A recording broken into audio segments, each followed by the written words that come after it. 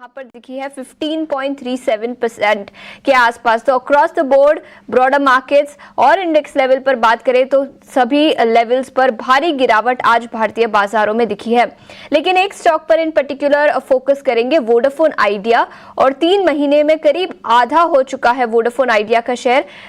10 रुपए प्रति शेयर के मार्क से भी नीचे चला गया। लेकिन इसके पीछे की वजह क्या है, पूरी डिटेल्स लेकर अब हमारे साथ अभिषेक जुड़ चुके हैं। अभिषेक, बताएं वोडाफोन आइडिया में कौन से ट्रिगर्स है जिसके चलते स्टॉक में पिछले कुछ महीनों में भारी गिरावट दिखी है। 5G सेवाएं के रोल आउट में देरी हो रही है वोडाफोन आइडिया के लिए, लेकिन टेंशन की बात यह है कि 5G सेवाओं को अगर शुरू करना है तो उसके लिए भारी भरकम निवेश की जरूरत पड़ेगी और यह शायद पैसे कंपनी के पास नहीं है। आपको याद होगा कि वोडाफोन आइडिया ने एफपीओ के जरिए 24,500 करोड़ रुपए जुटाए जरूर थे, लेकिन जो भी देनदारियां हैं या फिर कंपनी की जो जरूरतें हैं उसके मुकाबले यह रकम बहुत ज्यादा कम है। अगर हम सब्सक्राइबर में गिरावट की बात करें तो आप देखिए मार्च में करीब 7 लाख सब्सक्राइबर घटे, अप्रैल में 7.25 लाख, मई में करीब 9.25 लाख, जुलाई में आंकड़ा बढ़ के 14 लाख पर पहुंच गया। हालांकि अगर हम अगस्त की बात करें तो उसमें रफ्तार थोड़ी सी कमाई है, फिर भी लगभग 50,000 सब्सक्राइबर की कमी हमने वोडाफोन आइडिया के ग्राहकों के वोडाफोन आइडिया के लिए देखी है। अगर टैरिफ रिवीजन की बात करें, टैरिफ कितने बड़े हैं तो रिलायंस जियो ने 12 से 25% बढ़ाए थे, भारतीय एयरटेल ने 10 से 21% और वोडाफोन आइडिया ने 10 से 23% का टैरिफ रिवीजन किया था। लेकिन ये फ्रूटफुल होने के बजाय इससे एआरपीयू यानी कि एवरेज रेवेन्यू पर यूजर वो तो बढ़ जाएगा, लेकिन दूसरी तरफ जो सब्सक्राइबर लॉस हो रहा है वो एक चिंता की बात है। तो सब्सक्राइबर का घटना, लगातार घाटा, अब नई टेंशन टेलीकॉम विभाग की तरफ से और बकाया 2 लाख करोड़ रुपए के आसपास तक के, ये तमाम चीजें वोडाफोन आइडिया को मुश्किल में डाल रहे हैं और शेयर अब ये 18 रुपए से गिरते गिरते 9 रुपए के स्तर पर पहुंच गया है। बिल्कुल, टैरिफ हाइक्स के चलते एवरेज रेवेन्यू पर यूजर तो बढ़ सकता है, लेकिन याद रखिए वोडाफोन आइडिया लगातार पिछले कुछ क्वार्टर से अपने सब्सक्राइबर्स गुमा रहा है और इसी के साथ अब टेलीकॉम डिपार्टमेंट से भी नया ऑर्डर आया है जिसके चलते स्टॉक में करीब 9 से 10% की गिरावट आज दिखी है और अब स्टॉक करीब 9 रुपए के आसपास कारोबार कर रहा है।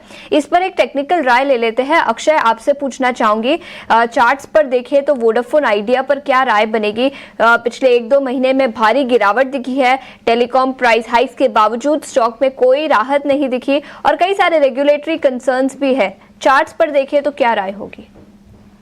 जी, वोडाफोन आइडिया देखिए, टेक्निकली तो हमें एक बहुत ही बड़ा नेगेटिव डेवलपमेंट दिखा जब भी स्टॉक ने अपना सपोर्ट जो था 12.5 का एरिया, उसने कुछ ट्रेडिंग सेशन पहले ये तोड़ा था।